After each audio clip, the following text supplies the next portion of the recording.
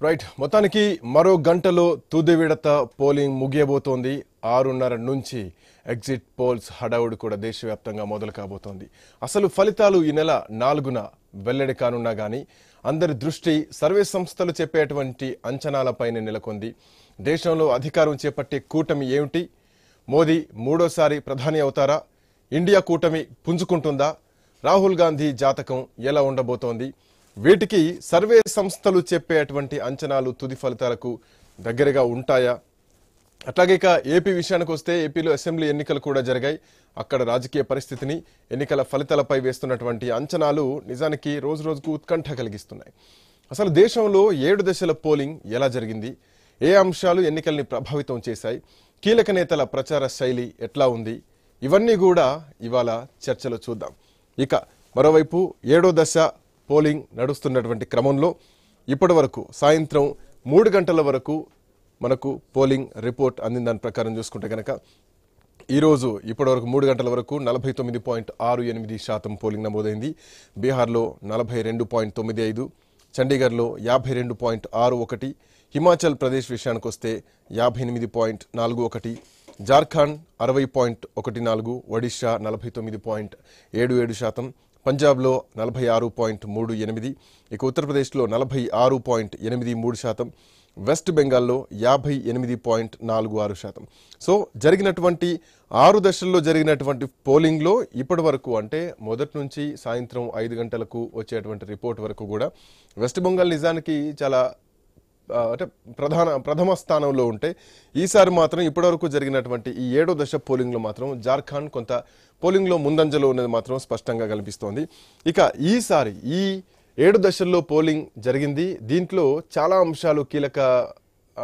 చర్చలోకి రావడం కూడా జరిగింది ఈ ఎన్నికల్ని ఏ అంశాలు ప్రభావితం చేశాయి ఏ అంశాలు ప్రజల ఓటును ఆ పార్టీల వైపు మరలేలాగా క్రియేట్ చేయడం జరిగింది ఇవన్నీ కూడా చాలా ఇంపార్టెంట్ పాయింట్స్ అని చెప్పాలి సో ఒక వ్యూహాత్మకంగా 7 ఫేజెస్లో జరిగినటువంటి ఎన్నికల్లో ప్రచార శైలిని అగ్రనాయకత్వం అటు మోడీ అమిత్ షా ద్వయం కానీ ఇటు రాహుల్ గాంధీ ప్రియాంక గాంధీ కానీ 2 పార్టీలు ఖర్గేతో సహా అంటే ఈ 2 పార్టీల్లో ఉన్నటువంటి ఉద్దండులు దేశవ్యాప్తంగా ప్రచారం చేయడం జరిగింది ఓవైపు భారతీయ జనతా పార్టీ ఎన్డీఏ కూటమి దేశవ్యాప్తంగా ఖచ్చితంగా ఈసారి 300 పైగా సీట్లు సాధిస్తాం అంటున్నారు ఈసారి అబ్కి బార్ 400 పార్ అంటూ కూడా మాట్లాడుతున్నారు ఇండియా కూటమి లెక్క వేరేలా ఉంది ఇక ప్రశాంత్ కిషోర్ ఈ రోజు మాట్లాడినటువంటి లెక్క ఇంకోలా ఉంది సో ఏ లెక్కలు ఎట్లా ఉండబోతున్నాయి సాయంత్రం వచ్చేటువంటి సర్వేల్లో ఇంకొక గంట సేపు తర్వాత వచ్చేటువంటి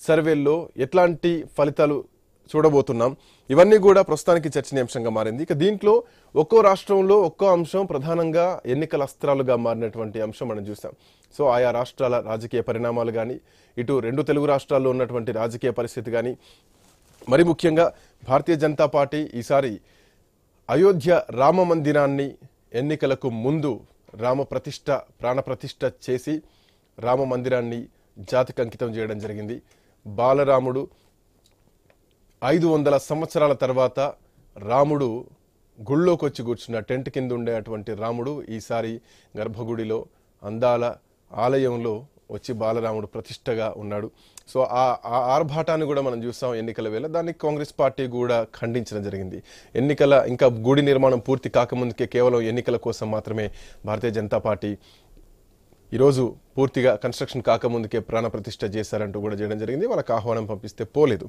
సో ఇట్లా చాలా అంశాలు ప్రధానంగా మారినటువంటి పరిస్థితి చూసాం దీంట్లో రిజర్వేషన్ల అంశం కూడా రావడం జరిగింది భారతీయ జనతా పార్టీ వస్తే రిజర్వేషన్లు పోతాయంటూ ఒక్కొక్క ఫేక్ వీడియో కూడా ప్రచారంలోకి రావడం జరిగింది ఇది కాంగ్రెస్ పార్టీకి కొంతవరకు ఎఫెక్ట్ కూడా అయింది ఈవెన్ తెలుగు రాష్ట్రాల్లో కూడా మరి ముఖ్యంగా తెలంగాణలో కూడా ఈ వీడియోకి సంబంధించినటువంటి మూలాలు ఇక్కడి నుంచి అని చెప్పేసి గాంధీ భవన్కు నోటీసులు కూడా రావడం జరిగింది దేశవ్యాప్తంగా ఒక భయంలోకి వెళ్ళిపోవడం జరిగింది రిజర్వేషన్లు పోతాయనేది బట్ దీనికి క్లారిటీ భారతీయ జనతా పార్టీ ఇవ్వడం జరిగింది రిజర్వేషన్ల జోలికి పోమని చెప్పేసి ఇంకా మరోవైపు భారతీయ జనతా పార్టీ గెలిస్తే రాజ్యాంగాన్ని రద్దు చేస్తారు అన్నది ప్రధానమైనటువంటి చర్చ తీసుకొచ్చారు అటు ప్రతిపక్షాలు ఏవైతే ఉన్నాయో బట్ ఆ చర్చలోకి సంబంధించినటువంటి అంశానికి భారతీయ జనతా పార్టీ ఒక క్లారిటీ ఇచ్చింది ఎట్టి పరిస్థితుల్లో రాజ్యాంగాన్ని మార్చే ప్రసక్తే లేదు మార్చబోమంటూ కూడా ఒక అంశాన్ని ప్రధానంగా వాళ్ళు ప్రజల్లోకి తీసుకెళ్లే ప్రయత్నం. సో ఇక రాజకీయంగా చాలా అంశాలు, ప్రతిపక్షానికి ఏది దొరికితే అది ఆయుధంగా మారింది కొన్ని మాటల్లో. ఈవెన్ కాంగ్రెస్ పార్టీ నాయకులు చేసినటువంటి సౌత్ ఇండియన్స్ ఎవరైతున్నారో వీళ్ళు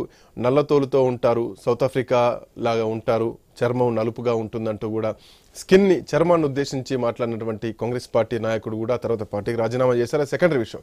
బట్ ఆ అంశాన్ని కూడా ప్రధానమంత్రి నరేంద్ర మోడీ కానీ అటు అమిత్ షా కానీ తెలంగాణ పర్యటనలోకి వచ్చినప్పుడు, లేదంటే సౌత్ ఇండియాలో జరుగుతున్నటువంటి తమిళనాడు లాంటి రాష్ట్రాల్లో ఎన్నికల ప్రచారంలో భాగంగా ఈ అంశాలని ప్రధానంగా లేవనెత్తడం జరిగింది. సో ఇది కూడా కాంగ్రెస్ పార్టీని కొంత కలవరబెట్టింది. ఆ పార్టీ నాయకుడు పార్టీకి రాజీనామా కూడా చేయడం జరిగింది ఎవరైతే అన్నారు. సో ఇట్లా చాలా అంశాలు ఒకదాని మించి రాజకీయ అంశాలు చర్చలోకి వచ్చాయి, రైట్. ఇక ఇట్లాంటి నేపథ్యంలో ఎట్లా ఉండబోతోంది ఈరోజు ఎగ్జిట్ పోల్, ఎట్లా ఉండబోతోంది? ఐ న్యూస్ కూడా ఈ ఎగ్జిట్ పోల్ సంబంధించినటువంటి ప్రత్యేకమైనటువంటి చర్చా కార్యక్రమాన్ని తీసుకుంది. మరి కాసేపట్లో దానికి సంబంధించినటువంటి అప్డేట్స్ కూడా ఇవ్వబోతోంది. ఒక చిన్న బ్రేక్ తీసుకుందాం. బ్రేక్ తర్వాత ఏ అంశాలు ప్రధానంగా చర్చలోకి వచ్చాయి, ఎవరెవరికి గెలుపు అవకాశాలు ఉండబోతున్నాయి, ఇవన్నీ కూడా చర్చిద్దాం. చిన్న బ్రేక్ తీసుకుందాం. బ్రేక్ తర్వాత ఐల్ బి బ్యాక్.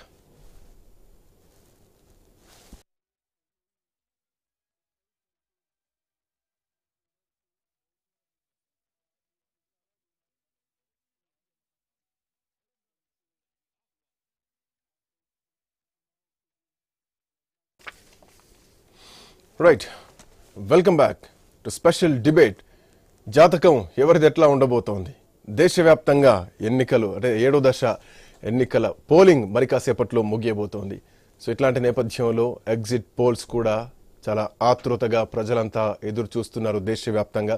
ఇంకోవైపు కాంగ్రెస్ పార్టీ ఇప్పటికే చెప్పడం జరిగింది, ఎగ్జిట్ పోల్ సంబంధించినటువంటి ఇట్లాంటి చర్చా కార్యక్రమాల్లో కాంగ్రెస్ పార్టీకి సంబంధించినటువంటి నాయకులు పాల్గొనకూడదంటూ కూడా అగ్ర నాయకత్వం చెప్పడం జరిగింది. దానికి అంటే ఎగ్జిట్ పోల్స్ని ఎట్లా కొలమానంగా చూడాలి, గెలుపు అవకాశం ఉన్నది, మాకు గెలుపు ధీమా ఉంది అంటూ కూడా చెప్పడం జరుగుతుంది కాంగ్రెస్ పార్టీ నాయకులు.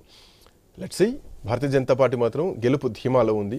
ఏం జరగబోతోంది ఇవన్నీ కూడా డిస్కస్ చేసుకుందాం. మనతో పాటు ప్రముఖ రాజకీయ విశ్లేషకులు బండారు రామ్మోహన్ రావు గారు అందుబాటులో ఉన్నారు. రామ్మోహన్ రావు గారు, గుడ్ ఈవినింగ్.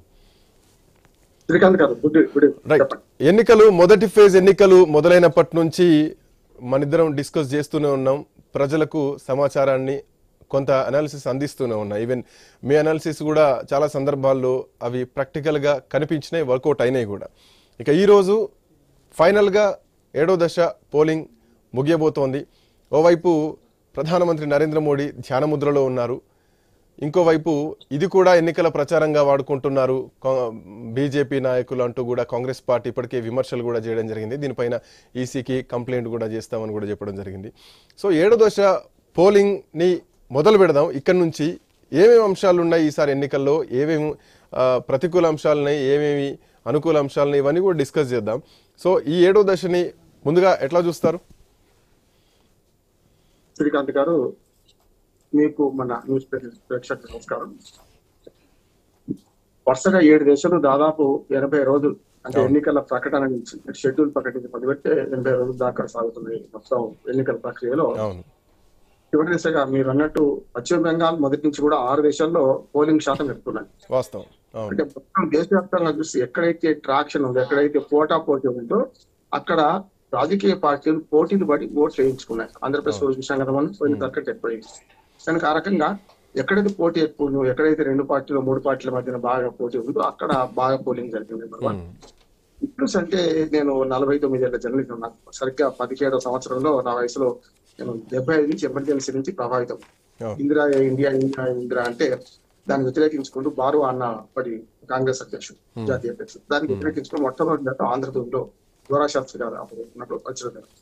అప్పటి నుంచి నేను చూస్తున్న సందర్భం చూస్తే సామాన్య ఓటర్లకి ఈ పై మెరుగులు పై ప్రచారాలకు అసలు ఏమి సంబంధం లేకుండా పోతుంది. శ్రీకాంత్ గారు, నా అంచనా ఏంటంటే ఎవరైనా మేము జర్నలిస్ట్ గా నేను ప్రజలు ఓటింగ్ కాగానే ఎవరికి వేసామా ఓటు అంటే నీకే వేసిన బిడ్డ అని. అంటే నాకు అర్థం కాకపోయింది. ఎందుకంటే వాళ్ళు ఎంత నౌక్యంగా ఉండేవాళ్ళు అంటే ఎవరికి వేసినామో ఇప్పటికి కూడా గ్రామీణ ఓటర్లు నిరక్షరాస్యులు చెప్పడం లేదు. అక్షరాస్యులైనా కొంత గ్రామీణ ఓటర్లు చెప్పడం. పట్టణ ఓటర్లు మధ్య తరగతి వాళ్ళే చాలా బహిరంగంగా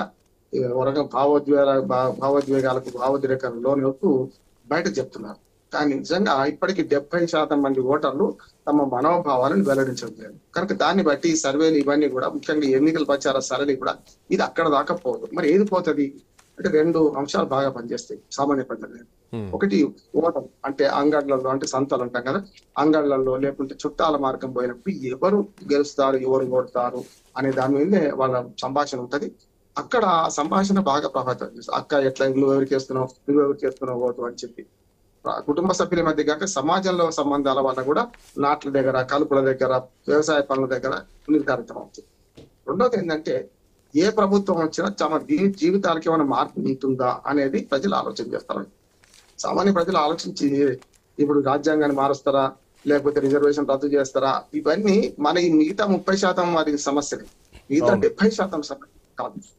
ఇప్పుడు నేను ఎప్పుడు చెప్తున్నాను, ఏ ఎన్నిక ఇంకొక ఎన్నికకు పోలిక లేదు, ఒక ఎన్నిక ఇంకో ఎన్నికకు ప్రభావితం చేసేది లేదు, ఒకేసారి సేమ్ ఫలితాలు రావచ్చు, లేకుంటే వ్యతిరేక ఫలితాలు కూడా రావచ్చు. మనం చూస్తున్నాం కదా, అసెంబ్లీ ఎన్నికల్లో ఓ రకంగా తీర్పు, పార్లమెంట్ ఎన్నికల్లో ఓ రకంగా తీర్పు ఇచ్చిన సందర్భం 2018-19 తెలంగాణలో చూసినాం మనం. అట్లా చూసుకుంటే మనకు ఏ ఎన్నిక ఆ ఎన్నిక ప్రత్యేకం. అన్నిటికంటే రాజకీయాలు మనం అర్థం చేసుకోవడంలో నాకున్న అనుభవంతో, నేను పండితుని కాదు ఏం కాదు, కానీ నేనేమంటున్నానంటే సోషల్ కెమిస్ట్రీ రాజకీయాలు శ్రీకాంత్ గారు. సోషల్ కెమిస్ట్రీలో కెమిస్ట్రీ రూల్స్ పనిచేయ ఉంటుంది. ఈ సెఫాలజిస్టులు అందరూ ఏం చేస్తారంటే పోలింగ్ ఎక్కువైతేంది, పోలింగ్ తక్కువ అయితే శాతం ఏంటిది, అని గతంలో ఏం జరిగింది, కానీ ఖచ్చితంగా ఉండాలి. గతం పునాదుల మీదే వర్తమానంలో జీవిస్తూ భవిష్యత్తు అంచనా వేయాలి, తప్పట్లేదు. కానీ ఈ ఓటింగ్ విషయానికి వస్తే ఏమైంది అంటే ఓటింగ్ ఓటర్ల మనస్తత్వం అనేది చంచలంగా ఉండదు, దృఢత్వంగా ఉంటది. చంచలంగా ఉండేది 30% ఓట్లే, 30లో 5% ఓట్లే బాగా న్యూట్రల్ ఓటర్స్ అంటాం. అంటే వాళ్ళు అక్కడ దాకా వేదాక నిర్ణయం చేసుకోరు. కానీ 70% మంది ఓటర్లు పోలింగ్ బూత్ కు వెళ్ళక ముందే, అది ఒక రోజు ముందు కావచ్చు, 2 రోజుల ముందు కావచ్చు, వారం రోజుల ముందు కావచ్చు, ఫిక్స్ చేసుకొని పోతున్నారని నేను అంటున్నాను. దానివల్ల ఫలితాలు మనం అంచనా వేసేటప్పుడు ఈ 70% మందిని పరిగణన తీసుకుంటున్నామా, మిగతా 30 మంది తీసుకుంటున్నామా అని అంచనా వేసుకోవాలి. మనం అంతా ఈ పై మీరు 30% మంది రిజర్వేషన్ రద్దు అంటే రాజ్యాంగం మొత్తం పోతుంది. ఆయన ఖర్గే గారు ఏమన్నారంటే మోడీ వస్తే ఇక ఎన్నికలు ఉండవు, అధ్యక్ష తరహా ఎన్నికల వైపు పోతామని కూడా అన్నారు.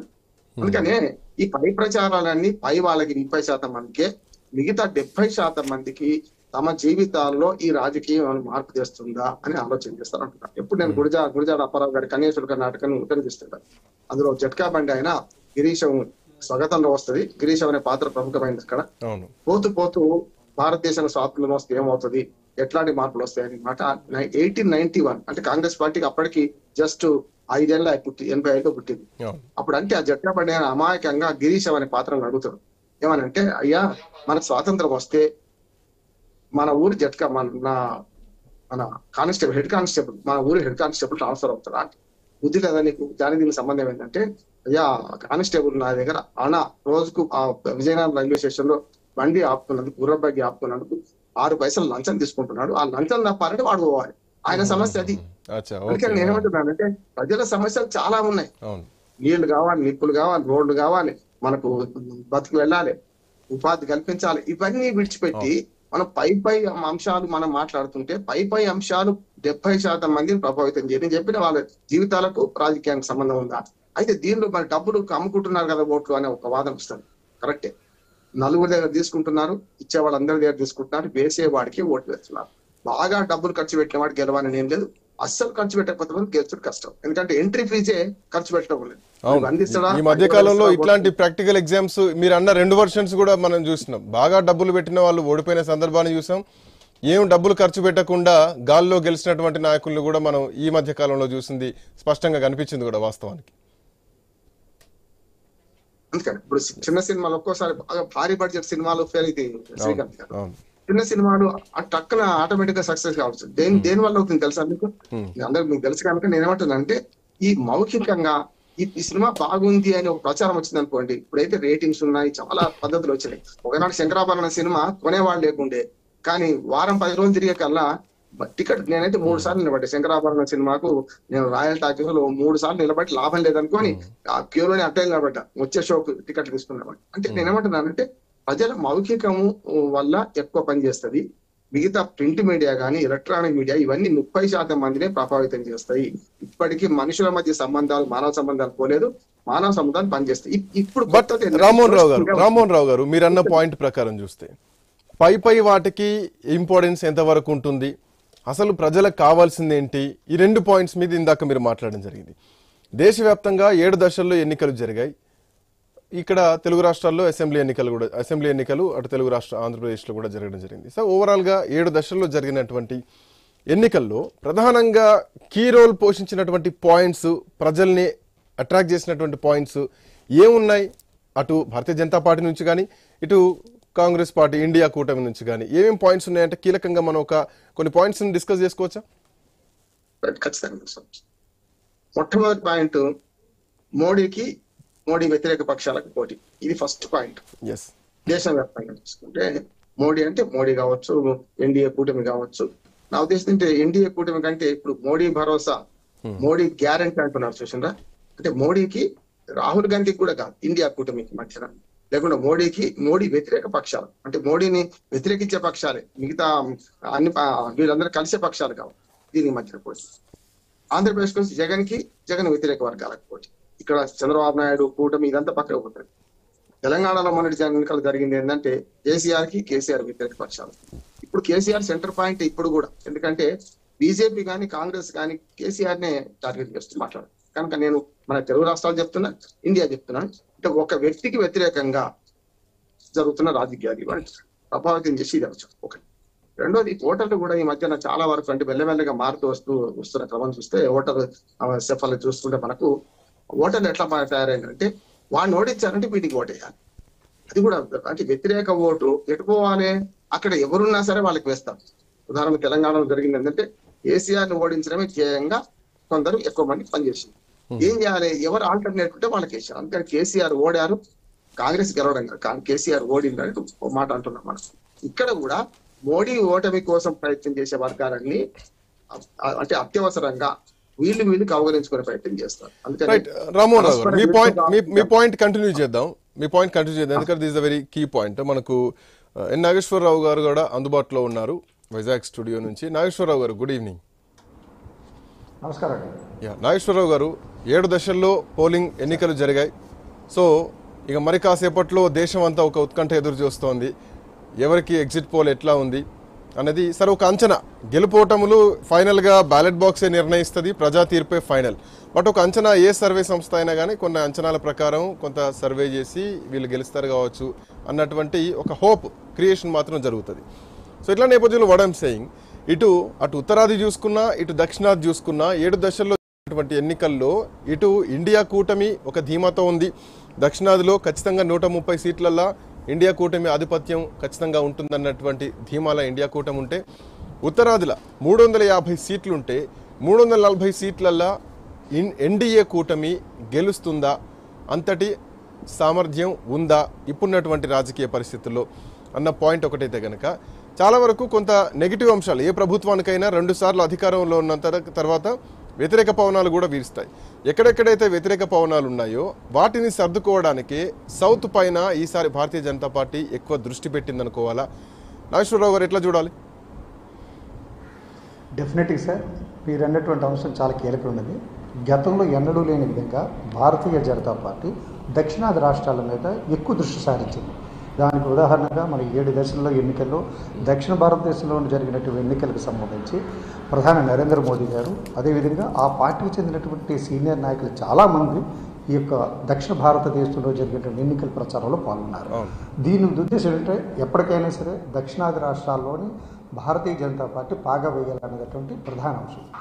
మీరు చెప్పిన విధంగానే అటువైపు ఉత్తరాదిన వైపు ఎక్కువ సీట్లు ఉన్నప్పటికీ 2 పర్యాయాలు భారతీయ జనతా పార్టీ కూటమి ఏదైతే ఉందో అది పాలన చేస్తున్నట్టు నేపథ్యంలో కాస్త ప్రతికూల వాతావరణం కూడా వీసినటువంటి అవకాశాలు మనం చూసాం. ముఖ్యంగా రాజస్థాన్ లాంటి రాష్ట్రంలో భారతీయ జనతా పార్టీకి అంత అనుకూలమైనటువంటి పరిస్థితి కనిపించలేదు.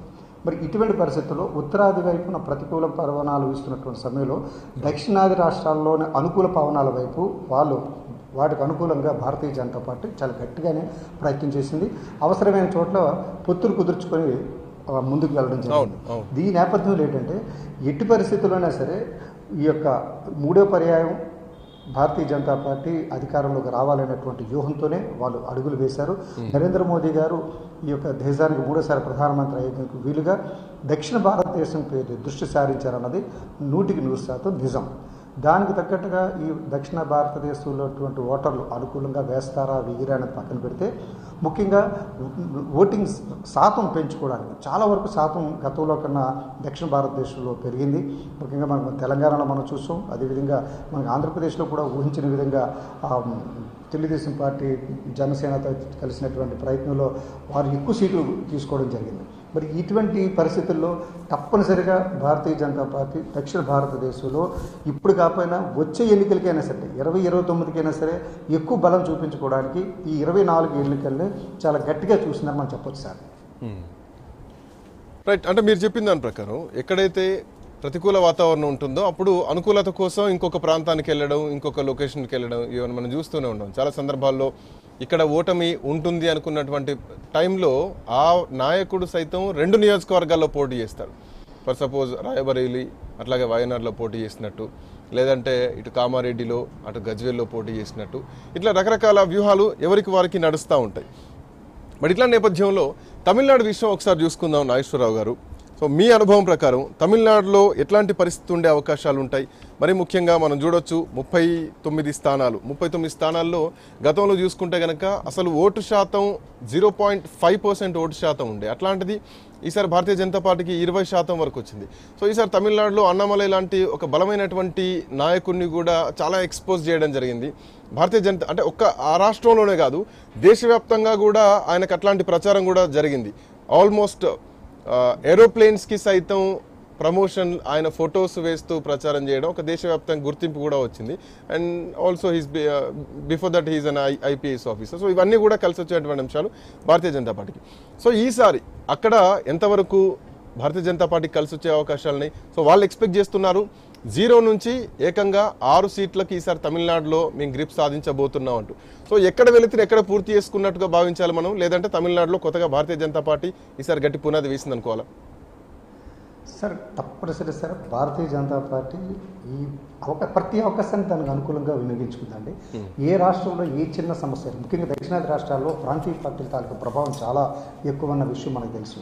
ఎందుకంటే జాతీయ పార్టీలు అంత వేరంగా ఆహ్వానించలేవు. ముఖ్యంగా కాంగ్రెస్ పార్టీ దినదినం వెనక్కి వెళ్ళిపోతున్నటువంటి నేపథ్యంలో ప్రాంతీయ పార్టీలు గడిచిన 3 దశాబ్దాలుగా బాగా బలం పుంజుకున్నాయి. మరి ఇటువంటి పరిస్థితుల్లో జాతీయ స్థాయిలో కాంగ్రెస్ పార్టీ పోటీ లేనటువంటి పరిస్థితికి తీసుకొచ్చినటువంటి భారతీయ జనతా పార్టీ ప్రాంతీయ పార్టీలతో కలిసి దక్షిణాది రాష్ట్రాల్లోనే తన యొక్క ఉనికిని చాలా పటిష్టం చేసుకోవడానికి చేసినటువంటి ప్రయత్నంలో తమిళనాడులో తప్పనిసరి అసలు తమిళనాడులో ఇంకెవరిని వాళ్ళు యాక్సెప్ట్ చేయరు. మరి అటువంటి రాష్ట్రంలో చాలా జాగ్రత్తగా ప్లాన్ చేసుకుని ఈసారి మేము 4 లేదా 6 సీట్లు మేము గెలుచుకుంటామనేటువంటి బలంగా చెప్తున్నారంటే ఓటింగ్ శాతం ఎంత జాగ్రత్తగా వాళ్ళు ప్లాన్ చేశారని అర్థమవుతుందని. ముఖ్యంగా భారతీయ జనతా పార్టీ తను చేసినటువంటి ఎన్నికల వ్యూహంలో చాలా జాగ్రత్తగా వెళ్ళిందని చెప్పొచ్చు సార్. భారతదేశంలోని అన్ని రాష్ట్రాల్లో కూడా ముఖ్యంగా దక్షిణాది రాష్ట్రాలపై దృష్టి సారించిన విధానం చూసుకున్నట్టయితే ఒక నాయకుడి తర్వాత ఒక నాయకుడు ఏ విధంగా ఏ అంశాల మీద ప్రజలకి కనెక్ట్ అవుతామో ఆ అంశాలను పట్టుకొని లోకల్ అంశాలకి ఎక్కువ ప్రాధాన్యత ఇస్తూ దీర్ఘకాలిక ఉన్నటువంటి సమస్యలను పరిష్కరిస్తామనేటువంటి వాగ్దానాలతోనూ జాతీయ ఎజెండా ఎలాగ ఉంటుంది. కానీ ప్రాంతీయ స్థాయిలో జాతీయ స్థాయి నుంచి కింద స్థాయికి వచ్చేటప్పటికి లోకల్గా ఉన్న అంశాలను కూడా ప్రజలకు కనెక్టివిటీ చేసినటువంటి అంశంలో భారతీయ జనతా పార్టీ సఫలీకృతమైందని చెప్పొచ్చు. తమిళనాడులో అటువంటి ప్రయత్నం చేసింది. మరి 0 నుంచి ఈరోజు వారు ఇన్ని సీట్లు మాకు వస్తాయని ఖచ్చితంగా చెప్తున్నారంటే ఓటింగ్ వారికి ఎంత పర్సంటేజ్ పెరుగుతుందన్నది మాత్రం చెప్పొచ్చు.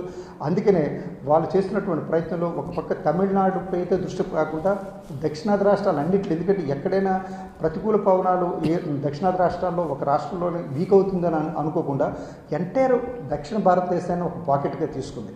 ఈ దక్షిణ భారతదేశంలో ప్రతి రాష్ట్రంలోని ప్రతి చోట అనుకూలమైనటువంటి రాజకీయ పార్టీలతో కలిసి వెళ్ళడం, వారికి కావాల్సినటువంటి అంశాలను చూడడం, ప్రజలకు దగ్గరగా ఉన్నటువంటి అంశాలు వారు చాలా కాలంగా ఎదురు చూసినటువంటి పరిష్కారకమైన అంశాలను పరిష్కరిస్తామని చెప్పి నరేంద్ర మోదీ తాలూకా టీము పనిచేసిందని చెప్పొచ్చు సార్. డెఫినెట్గా ఈ ఎన్నికల్లో తమిళనాడులో పార్టీ విజయం సాధించడానికి అంటే కొన్ని సీట్లు వారు గెలుచుకోవడానికి అవకాశం అయితే చాలా స్పష్టంగా కనిపిస్తుంది. మరి రాను రాను ఉత్తరాది ఉన్నటువంటి పరిస్థితులు ఎప్పుడు ఒకలాగే ఉండవు కాబట్టి దక్షిణాదిలో కానీ ఇప్పుడు కానీ 2024 ఎన్నికల్లో కానీ వారు ఖచ్చితమైనటువంటి బలంగా లేకపోతే తర్వాత ఎన్నికలకి వాళ్ళ మనుగడకి కష్టమవుతుంది అన్నటువంటి విషయాన్ని వ్యూహాత్మకంగా చూసుకున్నటువంటి భారతీయ జనతా పార్టీ తమిళనాడులో వాళ్ళు 6 అనుకున్న కనీసం 3-4 సీట్లు గెలుచుకునే అవకాశం అయితే కనిపిస్తుంది సార్. వెల్కమ్ బ్యాక్ టు మనతో పాటు తురగ శ్రీరామ్ గారు, ప్రముఖ రాజకీయ విశ్లేషకులు, ఆయన కూడా స్టూడియోలో జాయిన్ అయ్యారు. శ్రీరామ్ గారు నమస్తే అండి, గుడ్ ఈవినింగ్. సో మొత్తానికి 7వ దశ పోలింగ్ మరి కాసేపట్లో ముగియబోతోంది. ఆ తర్వాత దేశం అంతా ఎదురు చూస్తోంది ఎగ్జిట్ పోల్స్ వైపు. సో ఆఫ్ కోర్స్ రాజకీయ పార్టీ నాయకులు కూడా చూస్తారు, కొంత క్యూరియాసిటీ ఉంటుంది. ఏదైనా కానీ బ్యాలెట్ బాక్సే మళ్ళీ ఫైనల్ డిసిషన్ అయినా కానీ కొన్ని కొలమానాలు, కొన్ని ప్రామాణికాలు, ఆ సర్వే సంస్థలు చేసినటువంటి సర్వేలు ఇవన్నీ కూడా ఎఫెక్ట్ చూపిస్తూ ఉంటాయి. But coming to Bharatiya Janata party ఈసారి 400 సీట్లు అబ్కీ బార్ 400 పార్ అన్న నినాదాన్ని తీసుకొచ్చారు. ఇది మైండ్ గేమా, భారతీయ జనతా పార్టీ కాన్ఫిడెన్సా? ఖచ్చితంగా. అంటే వాళ్ళు ఎక్స్పెక్టేషన్ అయితే చాలా ఎక్కువ పెట్టుకున్నారు, బట్ అంతవరకు రీచ్ అవుతారా అని చూడాలి. ఎందుకంటే వాళ్ళ ఎక్స్పెక్టేషన్స్ని వాళ్ళే తగ్గించుకుంటూ వచ్చారు. మీరు చూస్తే ఒక 1 year బ్యాక్ చూస్తే 420 బీజేపీ 420 దాటాలని టార్గెట్గా పెట్టుకున్నామని మాట్లాడారు. ఆ తర్వాత అబ్కీ బార్ 400 పార్ అన్నారు. అబ్కీ బార్ 400 పార్ కూడా ఫస్ట్లో వీళ్ళు అనుకునేది బీజేపీ. ఆ తర్వాత ఏమైంది, అబ్కీ బార్ 400 పార్ అనేది ఎన్డీఏ అయింది. బీజేపీ కాస్త ఎన్డీఏ అయింది. అప్పుడు బీజేపీ టార్గెట్ 370కి వచ్చారు. సో 370కి వచ్చిన తర్వాత 370 కూడా ఇవాళ వస్తాయా రావా అన్నదాన్ని మనం మోడీ గారు మాట్లాడిన భాష చూస్తే అప్పుడు మనకి కొంచెం డౌట్ వస్తుంది. ఎందుకంటే ఫస్ట్ మనకి ఓటింగ్ ప్రారంభం కాకముందు, మొదటి విడత ఓటింగ్ కన్నా ముందు వీళ్ళు మాట్లాడింది అభివృద్ధి గురించి మాట్లాడారు. భారతీయ జనతా పార్టీ అభివృద్ధి గురించి మాట్లాడింది. భారతీయ జనతా పార్టీ విధానం సబ్కీ సాత్ సబ్కీ వికాస్ ఇలా ఒక 4 చెప్పారు. అది అయిపోయింది. తమిళనాడులో ఓటింగ్ అయిపోయింది. ఫస్ట్ ఓటింగ్ అయిపోయిన తర్వాత, ఫస్ట్ రౌండ్ ఓటింగ్ అయిపోయిన తర్వాత నుంచి అది చూసుకున్న తర్వాత ఫస్ట్ ముస్లిం రిజర్వేషన్ల గురించి మొదలైంది. అవును. సో దశకు కొంత మార్పులు కనిపించినాయి, మారుస్తున్నారు. అంతకుముందు ముస్లిమ్స్కి సంబంధించిన విషయాలు మాట్లాడితే వాళ్ళ పార్టీలోనే కొంతమందిని నేషనల్ లెవెల్లోనూ సస్పెండ్ చేశారు. హైదరాబాద్లో రాజాసింగ్ని సస్పెండ్ చేశారు. అవును. అటువంటిది అలాంటివన్నీ ఏం మాట్లాడద్దు అనుకున్న పార్టీ ముస్లిం రిజర్వేషన్ల గురించి మాట్లాడడం మొదలెట్టింది. అంటే ఏంటి, సో వీళ్ళు ఎక్కడైతే కొంత ఎక్స్పెక్ట్ చేశారో ఆ స్థాయిలో వీళ్ళకి ఓటింగ్ జరగలేదు మొదటి విడతలో అనేది కొంత కనబడింది. ఆ తర్వాత మళ్ళీ నెక్స్ట్ 2వ విడత అయ్యేసరికి రామ మందిరం గురించి మాట్లాడడం మొదలెట్టారు. రామ మందిరం ఒకవేళ ఐఎన్డీఏ కూటమి వస్తే రామ మందిరాన్ని లేకుండా చేస్తారు, రామ మందిరాన్ని కూల్చేస్తారు, ఇట్లాంటివన్నీ మాట్లాడడం మొదలెట్టారు.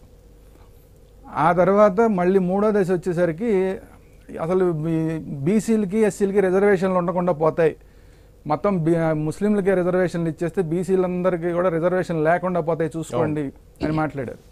ఇట్లా ప్రతి విడతకి కూడా వీళ్ళు మార్పు. ఈ వీడియో మీరు అనేది రిజర్వేషన్లు ఎత్తేస్తాం అన్నటువంటి వీడియో గురించి కదా మీరు మాట్లాడేది. బట్ అదొక డీప్ ఫేక్ వీడియో, దాన్ని కాంగ్రెస్ పార్టీ ఫేక్ చేసింది. అసలు ఒరిజినల్ వీడియోకి డీప్ ఫేక్ వీడియోకి చాలా తేడా కూడా చూపించడం జరిగింది.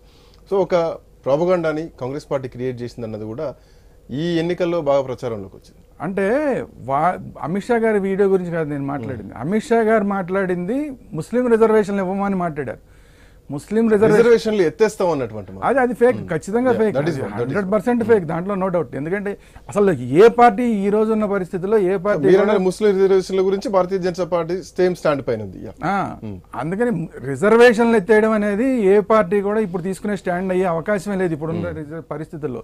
ఎందుకంటే తర్వాత మొన్న ఎప్పుడో రాహుల్ గాంధీ కూడా మాట్లాడారు, రిజర్వేషన్లు వీటన్నిటి జోలికి వస్తే ఏదో దేశం అంతా కూడా ఏదో అయిపోతుందని చెప్పి. సో రిజర్వేషన్ల గురించి కాదు, వాళ్ళు మాట్లాడి ముస్లిం రిజర్వేషన్ గురించి మాట్లాడితే వీళ్ళు దాన్ని ఎస్సీ రిజర్వేషన్ల కింద మార్చి చూపించారు ఫేక్ వీడియోలో.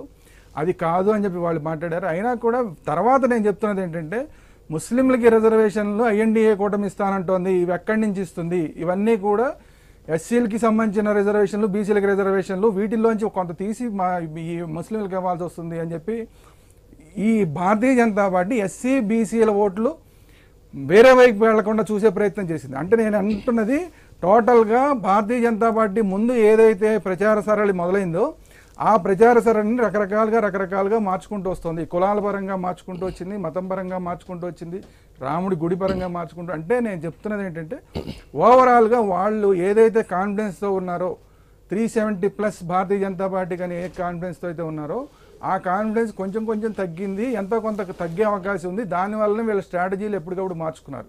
ఇది నేను చెప్పదలుచుకున్నాను. రామ్మోహన్ రావు గారు, నిజానికి వాస్తవానికి ఈసారి ఎన్నికలు మోడీ చుట్టూ ఎంత తిరిగాయో రాముడి గుడి చుట్టూ కూడా అంతే తిరిగాయి దేశవ్యాప్తంగా. అయితే అక్కడ ప్రాంతంలో ఎట్లాంటి రిజల్ట్ వస్తుందనేది మాత్రం వేచి చూడాల్సిందే. ఎందుకంటే అక్కడ ఉత్తరప్రదేశ్ రాజకీయాల గురించి మనం ఈ 7 దశల్లో జరిగినటువంటి ఎన్నికల్లో చాలా గట్టిగా మాట్లాడుకున్నాం కానీ, అయితే దీంట్లో మరి ముఖ్యంగా ఏంటంటే ఈసారి రామ మందిరం ఈ మతం పరమైనటువంటి అంశాల కన్నా రిజర్వేషన్ల కన్నా కూడా నిరుద్యోగం మీద పేదరికం మీద ఈ అంశాలపైనే ఎక్కువగా ప్రభావం చూపిస్తాయి అంటూ కూటమి ఒక లెక్క చెప్తోంది. సో కేవలం రామమందిరం చుట్టూ భారతీయ జనతా పార్టీ రాజకీయం తిప్పితే ఇంటింటికి అక్షింతలు అనుకుంటూ వాళ్ళు ఓట్లు దండుకునేటువంటి ప్రయత్నం చేస్తే అసలు జరిగింది ఇది పేదరికం తగ్గలేదు, నిరుద్యోగం పెరిగింది. ఈ అంశాలపైన కాంగ్రెస్ పార్టీ ఫోకస్ చేసింది. సో ఈ రెండిట్లలో ఎక్కువగా ప్రభావం చూపించినటువంటి అంశాలు ఎన్నికల్లో ఏం మాట్లాడుకోవచ్చు? ఖచ్చితంగా ఆర్థిక అసమానతలు చాలా పెరిగినాయి. ఉన్నోడు అయ్యింది, లేనోడు ఇంకా లేకుండా పోతున్నాడు. నిరుద్యోగము ఇవన్నీ ఉన్నాయి. వీటన్నిటికంటే భావోద్వేగాలు కూడా పెద్ద ఎత్తున భావోద్వేగాలుగా మార్చే ప్రయత్నం ఇంతకుముందు దుర్గా శ్రీరామ్ గారు అన్నట్టు బాగా చేశారు. ప్రతి దశకు మోడీ గారి వాయిస్ మారింది. కానీ ఇప్పటిదాకా ఈ 10 ఏళ్లలో జరిగింది ఏంటంటే ఎక్కడైతే కాంగ్రెస్ వీక్ ఉందో కాంగ్రెస్ ను హననం చేసుకుంటూ, అంటే కాంగ్రెస్ ముక్త్ భారత్ అని చెప్పే నినాదంతో ఆల్మోస్ట్ ఆల్ లేకుండా చేసినట్టే లెక్క. 3 రాష్ట్రాల్లో ఉంది అంటే ఓ రాష్ట్రంలో పోతుంది, ఇంకో రాష్ట్రంలో వస్తుంది. హిమాచల్ ప్రదేశ్ ఇప్పుడు రేపు పొద్దున ఏమవుతుందో తెలియదు కనుక ఇప్పుడు 2-3 రాష్ట్రాల్లో అధికారంలో ఉంది కాంగ్రెస్ పార్టీ. కాంగ్రెస్ పార్టీని హననం చేయడంలో బీజేపీ ఎట్లా విజయం సాధించిందో ఇప్పుడు బీజేపీ ముందున్న సవాల్ ఏంటంటే ప్రాంతీయ పార్టీని ఎట్లా అణగదొక్కాలి. మొత్తం దేశవ్యాప్తంగా కొరకరాని కొయ్యలుగా బీజేపీ మారిన ప్రాంతీయ పార్టీలు మాత్రమే.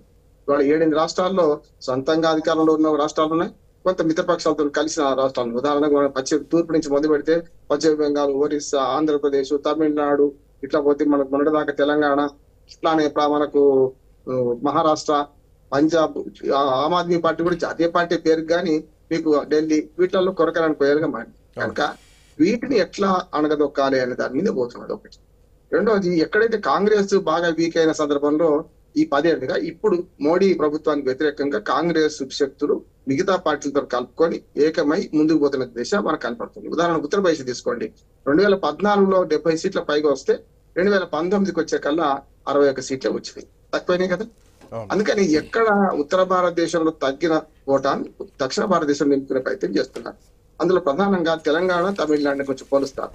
ఎందుకంటే మీకు తమిళనాడులో అన్నాడీఎంకే పార్టీ పూర్తిగా వీక్ అయింది. జయలలిత చచ్చిపోయిన తర్వాత శశికళను లేపుదాం అనుకున్నారు, అది అయిపోయింది. ఇప్పుడు ఏంటంటే డిఎంకే వర్సెస్ బీజేపీ అయింది అక్కడ. ఎందుకంటే అన్నాడీఎంకే పార్టీ ఇదివరకు ద్రవిడ పార్టీలు కాంగ్రెస్ ను, బీజేపీని, కాంగ్రెస్ ని ఎప్పుడో ఆంధ్రప్రదేశ్ కామరాజు నాడారు ఉన్నప్పుడు తప్ప ఆ తర్వాత చాలా 60 దశకం తర్వాత అసలు ప్రాంతీయ పార్టీలే రాజ్యవంతులే అక్కడ. ఇవాళ తమిళనాడు రాజకీయాలు పరిశీలిస్తే ప్రాంతీయ పార్టీలను అనగదొక్కడంలో వరుస మొదలుపెట్టింది బీజేపీ అని నేను అనుకుంటున్నాను. అందులో మనకు 4-5 సీట్లు 6 సీట్లు ఎక్స్పెక్ట్ చేస్తున్నాను. నేను కూడా నాగేశ్వరరావు గారితో ఏకీపిస్తున్నాను. 3-4 సీట్లు వస్తాయా రావో చెప్పలేని దగ్గరగా పోతారు. అంటే ఇవాళ అన్నాడీఎంకే స్థానాన్ని మెల్లమెల్లగా బీజేపీ అక్కడ భర్తీ చేసే ప్రయత్నం చేసింది. కానీ ఇప్పటికి కూడా ఇండియా కూటమి, ఐఎన్డీఐఏ కూటమికి ప్రధానమైన వనరు ఎక్కడ ఉందంటే తమిళనాడులో ఉంది. స్టాలిన్ ఉన్న 39 సీట్లలో ఎక్కువ భాగం డిఎంకే గెలుచుకుంటారు ఇప్పుడైనా. కానీ ఆ 4, 5, 3 అనే అవకాశం ఎక్కడ వస్తుందంటే అన్నాడీఎంకే దానికి ధీటుగా నిలబడలేకపోతుంది. కనుక డిఎంకే వ్యతిరేక ఓట్లన్నీ ఇటుకు వచ్చే ప్రయత్నం అయింది ఒకటి. రెండో, తెలంగాణలో కూడా అది మొన్నటి 2023 ఎన్నికలు చూసుకుంటే ఒకనాడు తెలంగాణ ఏర్పడినప్పుడు 5 సీట్లు మాత్రమే తెలుగుదేశం పొత్తున్న బీజేపీ 2019కి వచ్చే వరకు పూర్తిగా పోయింది. బీజేపీ 1 సీట్ వచ్చింది. ఆ ఉన్న 5 సీట్లలో 4 పోయింది. కానీ ఇప్పుడైతే మొన్న 8 సీట్లు వచ్చినాయి కదా. ఈ 8 సీట్లు కాదు, ఇవాళ పార్లమెంట్ ఎన్నికల్లో కూడా మనకు బీజేపీ టీఆర్ఎస్ వ్యతిరేక ఓట్లు కాదు, టీఆర్ఎస్ అనుకూల ఓట్లు అన్ని బీజేపీ వేయించుకుందని ఒకటి ఉన్నది. అంటే కాంగ్రెస్ వ్యతిరేక ఓట్లు ఆల్మోస్ట్ ఆల్ బీజేపీ మన బీఆర్ఎస్ షిఫ్ట్ కాకుండా కాంగ్రెస్ వ్యతిరేక ఓట్లు బీఆర్ఎస్ ఓట్లతో సహా గంపగుత్తగా ఇటు పక్కన బీజేపీ పడ్డే ఒక అంచనా ఉన్నది. కనుక అట్లా జరిగితే ఇక్కడ కూడా తమిళనాడు ప్రయోగం ఫలితం వస్తుందండి. ఎందుకంటే అక్కడ అన్నాడీఎంకే ఎట్లా దక్కిందో ఇక్కడ కాంగ్రెస్ పార్టీతో ఇవాళకపోతే రేపు గెలవచ్చు. కానీ బలంగా ఉన్న ప్రాంతీయ పార్టీని ఓడించాలి అనే దాంతోనే వాళ్ళ బీఆర్ఎస్ వ్యతిరేకంగానే పావులు కదిపింది బీజేపీ. ఇందులో సక్సెస్ అయితే నేను అనుకుంటున్నాను. 3వ స్థానానికి బీఆర్ఎస్ పడిపోతుంది. ఇట్లా ఒక 4-5 రాష్ట్రాల్లో చూసుకుంటే మీకు ప్రాంతీయ పార్టీలు బలంగా ఉన్న చోట, ఉదాహరణకు ఒరిస్సా చూసుకోండి. ఒరిస్సాలో నా వాదనకు బలం ఒక్కటే మాట్లాడతాను. ఒరిస్సాలో 21 సీట్లు ఉంటే 8 సీట్లతో సంతృప్తి పొందలే బీజేపీ. 8, 12 చేద్దామా 16 చేద్దామా అని మిత్రపక్షమైన మిత్రపక్షంగా చేరతారన్న నవీన్ పట్నాయక్ విమర్శిస్తూ ఆయన ఆరోగ్యం గురించి రకరకాల చేసిండ్రు. మోడీ గారి ప్రచారంలో ఏదైతే మార్పు కనపడుతుందో మెల్లమెల్లగా ఇండియా కూటమికి కొంత అవకాశం పెరిగింది. ఉత్తర భారతదేశంలో ఏవైతే సీట్లు తక్కువైతే అనుకున్నారో దక్షిణ భారతదేశంలో సంపాదించుకునే ప్రయత్నం చేసిండని. Right, welcome back to you. దగ్గరకు వస్తాను, ఒక చిన్న బ్రేక్ తీసుకుందాం. బ్రేక్ తర్వాత చర్చా కార్యక్రమం కంటిన్యూ అవుతుంది. Right, welcome back. సో మొత్తానికి దేశవ్యాప్తంగా ఒకవైపు మరి కాసేపట్లో 7వ దశ ఎన్నికల పోలింగ్ ముగియబోతోంది. సో ప్రస్తుతానికి ప్రశాంతంగా పోలింగ్ నడుస్తోంది. ఇక కౌంట్ డౌన్ స్టార్ట్ అయిపోయింది. అటు ఎగ్జిట్ పోల్స్ కౌంట్ డౌన్ ఒకవైపు, కౌంటింగ్ కౌంట్ డౌన్ మరొక వైపు. సో ఎవరు గెలవబోతున్నారు, దేశ అధికార పీఠం మీద ఎవరు కూర్చోబోతున్నారు? అబ్కీ బార్ 400 పార్ అన్న నినాదంతో వచ్చినటువంటి భారతీయ జనతా పార్టీ ఈసారి పార్టీ లైన్లో కాకుండా మోడీ ఫేస్ వాల్యూ పైనే ఎన్నికలు జరిపింది మాత్రం స్పష్టంగా కనిపించింది. నాగేశ్వరరావు గారు, hope you are connecting to me. Nageswara Rao గారు వినిపిస్తుందా? యా, ఈ ఎన్నికలు ఇందాక మనం మాట్లాడుకున్నట్టు భారతీయ జనతా పార్టీ పోటీ చేసింది అనే కంటే కూడా మోడీ ఎన్నికలు అనేది మాత్రం దేశవ్యాప్తంగా ఒక చిత్రీకరించే ప్రయత్నం భారతీయ జనతా పార్టీ చేసింది. అఫ్ కోర్స్ దాంట్లో సక్సెస్ కూడా అయ్యారు. మళ్ళీ మోడీ ఎన్నికలు అన్నటువంటి ఒక స్లోగన్ని దేశవ్యాప్తంగా వాళ్ళు ప్రచారం చేశారు. కమింగ్ టు 400 సీట్లు, వాళ్ళు మైండ్ గేమ్ ఎంతవరకు సక్సెస్ అవుతుంది? మొదటి దశ, రెండో దశ ప్రచారం తర్వాత భారతీయ జనతా పార్టీ కొంత మాటల్లో కానీ వ్యూహాల్లో కానీ ఆలోచిస్తూ ముందుకు పోయింది, స్పష్టంగా అనిపించింది. కమింగ్ టు కాంగ్రెస్ పార్టీ విషయానికి వద్దాం. లార్జెస్ట్ పార్టీ ఈసారి సగం స్థానాల్లో కూడా పోటీ చేయలేదు. సో ఇది కాంగ్రెస్ పార్టీ కూటమిలో ఉంది, గెలుపు ధీమాతో ఉంది. భారతీయ జనతా పార్టీ ఆల్రెడీ అధికారంలో ఉంది, మళ్ళీ 400 సీట్లు సాధిస్తాం, 300 దాదాపు 370 రైట్ 370 ఈసారి మేము భారతీయ జనతా పార్టీ నుంచి సాధిస్తామని చెప్పేసి మాట్లాడుతున్నటువంటి పరిస్థితి. ఈ రెండు అంశాలు ఎట్లా చూడొచ్చు సార్? మీరు చెప్పింది నిజం. ఎందుకంటే భారతీయ జనతా పార్టీ గతంలో కమలం గుర్తు అనేది కనిపిస్తూ వెళ్ళింది, కానీ ఇప్పుడు నరేంద్ర మోదీ యొక్క ముఖ చిత్రంతోనే వెళ్ళిందని మాత్రం స్పష్టంగా చెప్పవచ్చు. చాలా నాగేశ్వరరావు గారు పాయింట్. ఎందుకంటే నేను ఐ న్యూస్ తెలంగాణ పార్లమెంట్ సెగ్మెంట్లో ప్రచారంలో వెళ్ళిన క్రమంలో, ప్రజల దగ్గరికి వెళ్ళినటువంటి క్రమంలో మోడీ ఫేస్ తోటి ఆటోలు, ప్రచార రథాలు తిరిగినాయి తప్ప ఎక్కడ అభ్యర్థులు, అక్కడక్కడ మాత్రం అభ్యర్థుల ఫోటోలు కూడా వేయలేనటువంటి పరిస్థితి స్పష్టంగా కనిపించింది. Please continue. ఇప్పుడు మీరు అన్నది నిజమే. కాకపోతే ఏంటంటే మోదీ భరోసా అనేటువంటి ఒక నినాదాన్ని చాలా గట్టిగా తీసుకెళ్లారు. ప్రతి ఫేజ్లో 7 దశల్లో ఎన్నికల్లో కూడా ప్రతి ఫేజ్కి తన యొక్క ఆలోచన మార్చుకుంటూ వెళ్ళారు. వ్యూహంలోనే అదే భాగం అనుకుంటాను. ఎందుకంటే మొదట ఎన్నికలకు సంబంధించి వాళ్ళ మేనిఫెస్టో దేశవ్యాప్తంగా ఒకటి ఉన్నప్పటికీ కూడా ప్రతి ఫేజ్కి కూడా ప్రతి అంశాన్ని మార్చుకుంటూ వెళ్ళినటువంటి భారతీయ జనతా పార్టీ వాళ్ళకి కంపల్సరీగా ఎలా చూసినా 400 సీట్లు మేము గెలుస్తాము, మేము మా యొక్క కూటమి అని చెప్పేసి భారతీయ జనతా పార్టీ ముఖ్యంగా నరేంద్ర మోదీ గారు చెప్పడం జరిగింది.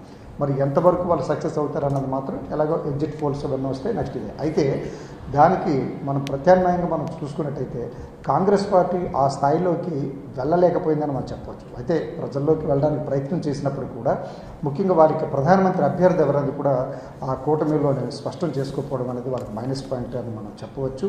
కానీ భారతీయ జనతా పార్టీ ముమ్మాటికి మా అభ్యర్థి నరేంద్ర మోదీ గారి మొక్క చూసి మీరు ఓటు వేయండి అని, ప్రజలు ఓటు వేస్తారా లేదా అన్నది అది పక్కన పెడితే విస్తృత ప్రచారం మన యొక్క భారతదేశంలో ప్రతి కోణానికి మాధ్యమాలను పూర్తి స్థాయిలో వాడుకున్నటువంటి ఏదైనా పార్టీ ఉందంటే భారతీయ జనతా పార్టీ అని చెప్పవచ్చు.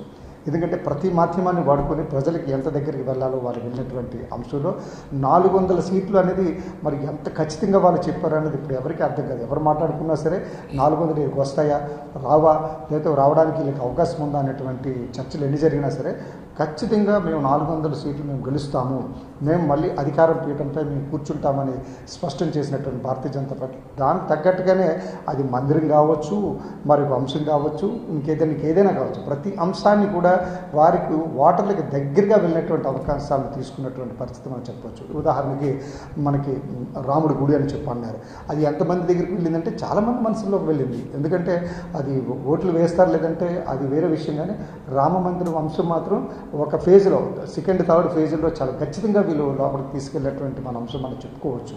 అలాగే ఎక్కడ దక్షిణ భారతదేశంలోకి వచ్చినప్పటికల్లా ఇక్కడ ఉన్నటువంటి అంశాల మీద ముఖ్యంగా ప్రాంతీయ పార్టీలు వారి అధికార పార్టీ ఏదైతే ఉందో ప్రస్తుతం అధికారంలో ఉన్న పార్టీని విమర్శించడంలో చాలా గట్టిగానే ప్రయత్నం చేసినటువంటి భారతీయ జనతా పార్టీ అక్కడ ఉన్నటువంటి అనుకూల అవకాశాలు వాటికి అనుకూలంగా చెప్పుకుంది. అంటే వాళ్ళకి వ్యతిరేకంగా ఉన్నట్టు అంశాలు కూడా అవసరమైన చోట మరి ఎంత స్ట్రాటజిక్ ప్లే ఏంటంటే ఎక్కడైనా డిస్టర్బెన్స్ ఉందంటే ఆ డిస్టర్బెన్స్ భారతీయ జనతా పార్టీకి అనుకూలంగా మలుచుకోవాల్సినటువంటి ప్రయత్నం అయితే చేయగలిగింది.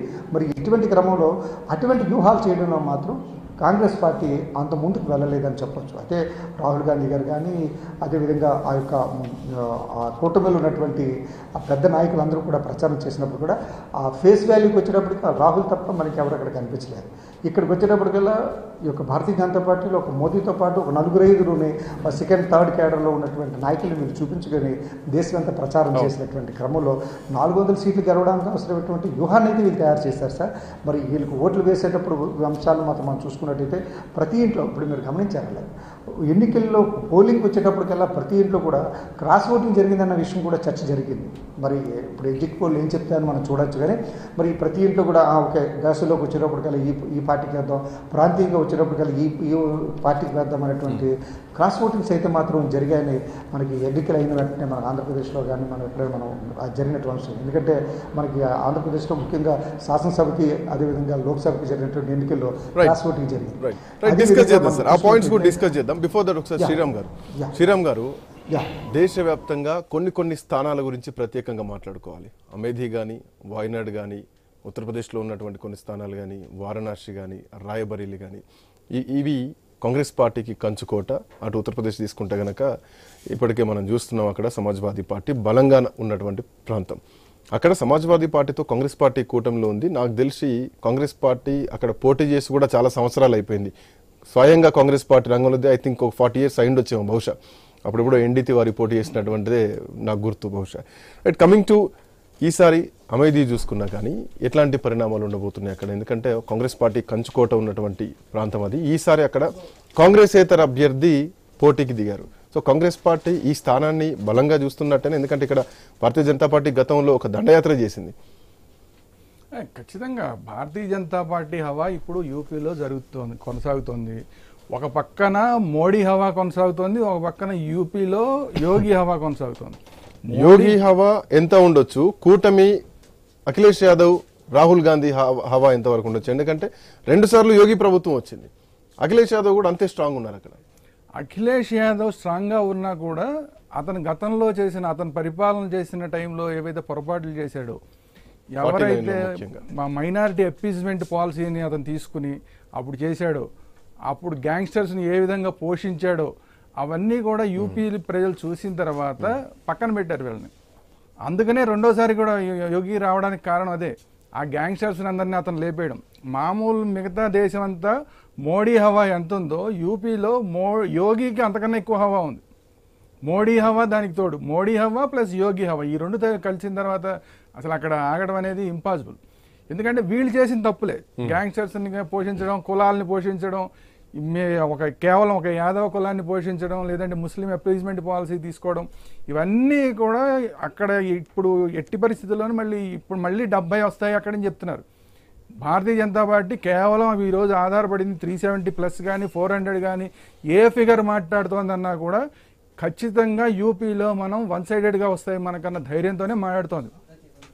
ఆ ధైర్యం కొంతవరకు ఉన్నది.